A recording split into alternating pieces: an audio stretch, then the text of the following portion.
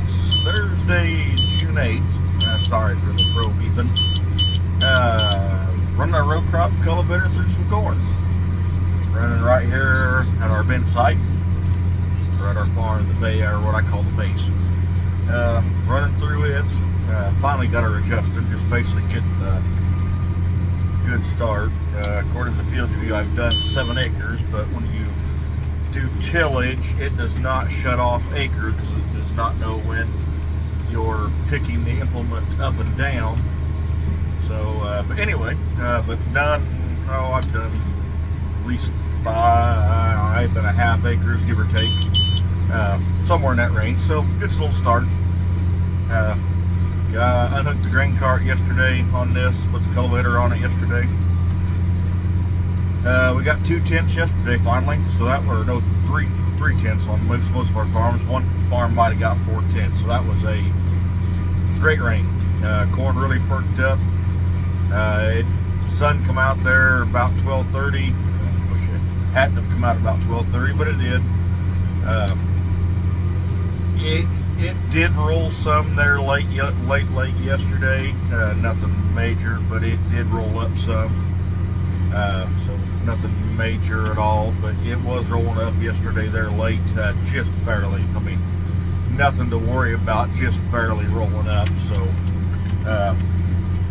but no, at least it was not rolled up at 9 o'clock in the morning, so that was a good thing. Turned cooler as well. I think 50 degrees for a low, and I think I showed 48 or 9 in the shop was the low last night. So great, it's kind of buying us some time. Supposed to be a rain Sunday, Saturday night, Sunday. I think it's mainly Sunday, and now they're saying could run into Monday. Yeah. 6 tenths they're saying, so that's kind of why I'm cultivating. I'm cultivating right here at our bin side. It's not corn and corn, but I just want to kind of stir some dirt here a little bit, kind of do some checks. Always do show cultivating pays. And me and the seed guy kind of thought, hey, you ain't got rid of your tractor yet, go try it out, go play around some. He said he's going to do it. You ain't did it yet, you still got your tractor. So that's kind of like I thought, yep, I'll go play around some. I mean, it always has paid, so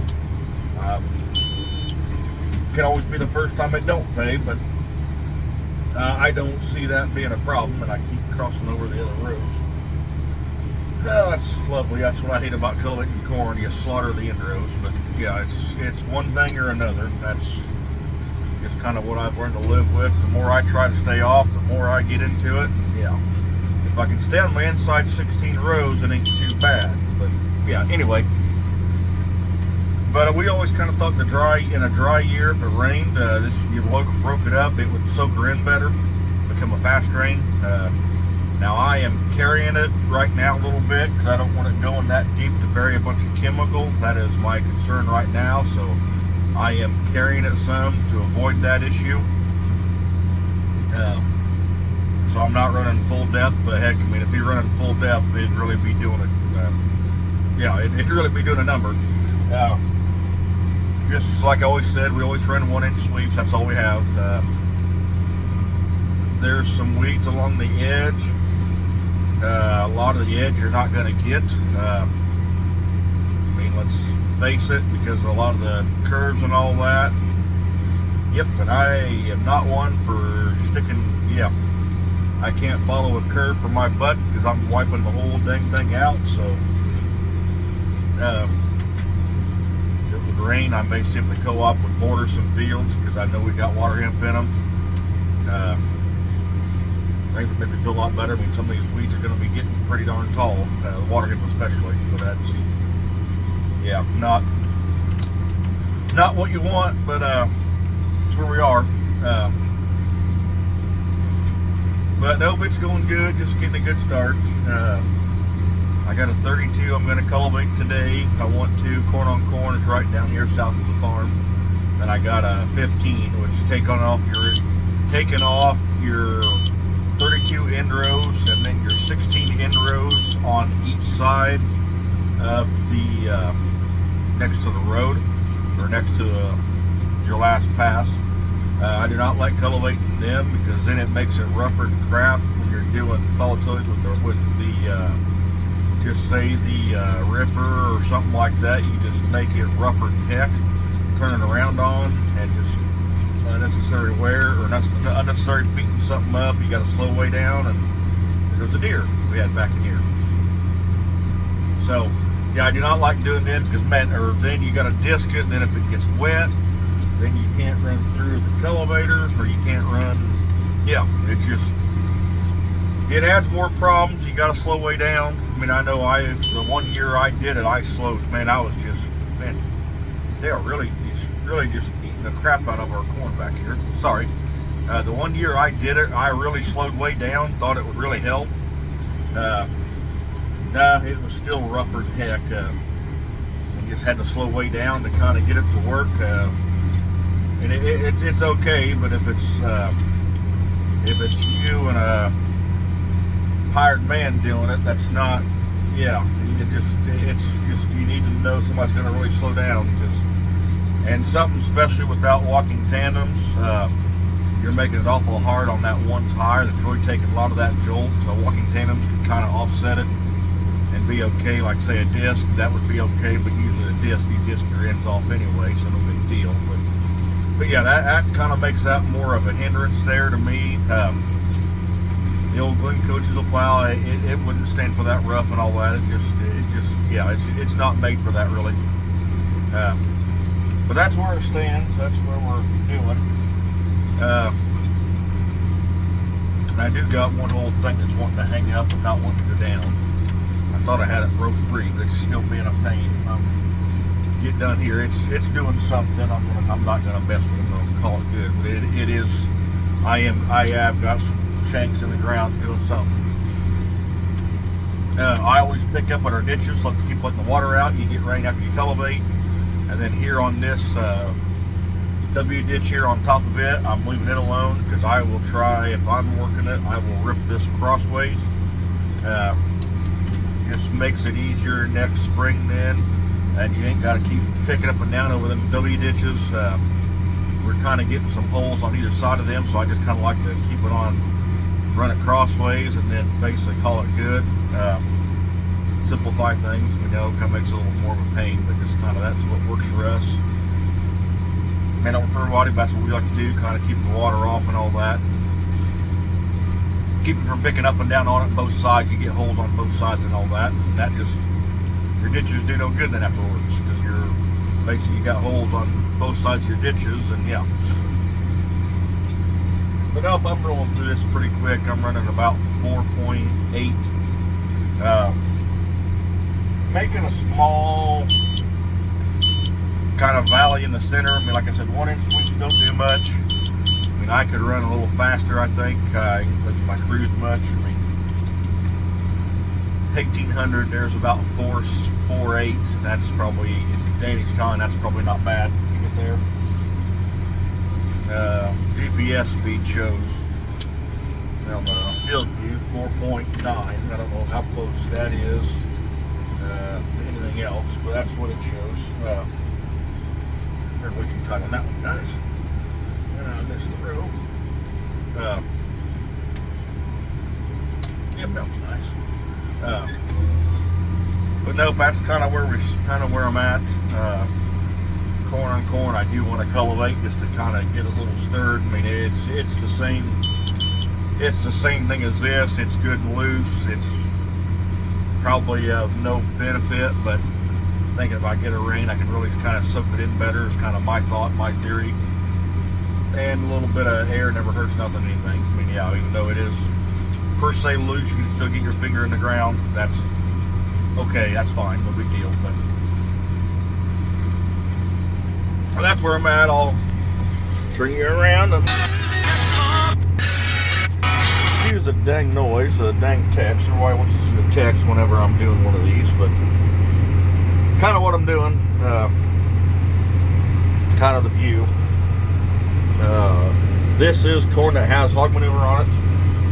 This row right there, you see in between, and I'm looking right down at, that is the row that I had messed up with my planter.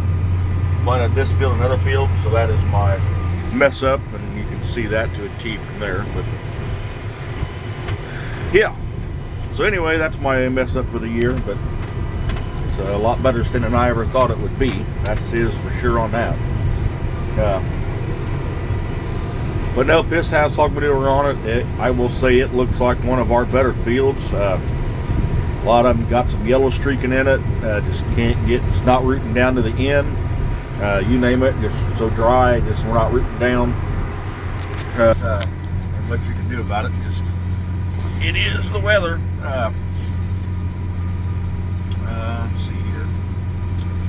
I think that's it. Seed guy and I looked at some wheat yesterday. He kind of thought it was closer to maturity than what he's seen. He kind of thought, wow, it is a lot greener. What I've seen is what I've seen of some others. So yeah, ours, don't know why it's kind of more delayed. I mean, to me, it's a good thing. To me, it's a good thing. I mean, if it's more greener, it should be a more better wheat or a better yield, I think. Maybe, I don't know. I don't know. I'm just not sure. I don't know. I'm kind of like beans. Yep, they all look good. Run the combine through them. They ain't so good. They ain't as good as you thought. And kind of like wheat. I just don't know. Now we did see yesterday, and I had not seen that before. The seed guy, I don't think he'd ever saw it either. We walked down a sprayer track where they'd sprayed the fungicide and all that on it, and I got to nudge it over a little bit, and kind of got to look, and the deer had just kind of ate the heads off. Kind of was walking down the sprayer path and just kind of ate the heads off. We originally thought was armyworms. That's what we originally thought it was armyworms was eating on it. Nope, it's just deer just walking down the sprayer track and just flipped the heads off and ate it. So yeah, that's yeah, well, you can't have anything anymore, it just seems like. Just that was one we never had seen, or I'd never seen it, he'd never seen it. And then had a birthday party last night for seed guy's stepdaughter, and another guy said the exact same thing. So yep, I seen it yesterday as well on my wheat. The deer's just walking along, clipping the heads off. So yeah, we may have thought wheat was the answer. I'm saying it ain't because they graze it hard, but yeah. But anywho, that's where we are right now on that. I don't know on the wheat. Next Sunday's Father's Day. They're calling for a rain here. Just say Sunday, Monday. Now one channel was showing rain again Wednesday as well. I'm not saying they ain't saying nothing. Heck, that's 6 days out. So yeah, we're a long way from here, no amounts. I listen to BAM Weather a lot, and pay for that subscription for them. I do like them. And it seems like they're saying it. A lot of them saying it. We're going to turn wet here latter part of June. I don't know. A lot of them saying it. I kind of have my reservations of that. As dry as we are. I don't know. I hope we do. Had a landlord ask me yesterday if he thinks we're hurt now, and I said, well, how my theory is to it, if we got hurt, we don't know it. We're never going to know whatever we got hurt on yield-wise or bushel-wise. I really don't think we probably did. I don't think we did. But like I said, how do you go about answering that question? It's a loaded question. I said that last year we got hurt pretty good by being so dry. It ended up being a very, very good crop. Now, granted, I think a lot of that was we had them August rains, had them later rains in August, and gave us phenomenal test weight like we're seeing. I think that is a lot of it. I think that is a big push that really gave us a big kick on that yield right there at the end that we were not expecting. And August rains, corn slowed down. Now, somebody put out a cooler, wetter August. I don't know what you want to call average anymore. I mean, we've been so far above average on our APH, it's not even funny. So a 10-year if you have a 10-year average yield, I guess I won't complain. No, it's a letdown for the most expensive crop I've ever put out in my life, as has many other farmers. So I will say that would be a very, very big letdown, putting the most expensive crop out and then having another record income year to go with it. But last year was good, so you just kind of roll some money over from last year and make that even out. You move on, and hopefully the inputs come down this year, like some of them saying. But now the one guy did say 32% is cheaper right now, but you're on allocation, you can't get it. So the cheaper 32 don't really mean nothing, because everything they've got, when it comes down to you need it, oh, it's this price now. Yeah, so that price don't really do no good, because they're not selling to you allocation. But they have some of the high price stuff, they'll sell you. It comes out of the same tank, I'm sure. So hey, yeah, just kind of how this world works. I'm sure, like anybody on a gas station, you got gas in hand and gas goes up 30 cents, you're going to jack her up 30 cents and make more money. So that's just how this world operates. Don't like it, but we're just, we can't control our price, because I sure wish I would. I think we're going to have a good crop. Now, one thing I will say, and I don't think our corn is going to be near as tall, which that is not. I am not complaining one bit about the corn crop being not near as tall. I will not complain about that one bit, as long as it packs on some yield. I'd as soon have less fodder and crop to deal with in the fall. That just makes that stuff a lot easier. Who knows? But we can take off. We can get real wet here in June and make a flip a 180. As far as a record yield, I will go on record right now and say I don't see it happening.